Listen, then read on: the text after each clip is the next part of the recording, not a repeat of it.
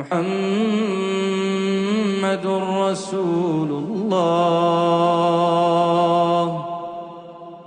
والذين معه أشداء على الكفار رحماء بينهم تراهم ركعا سجدا يبتغون فضلا من الله ورضوانا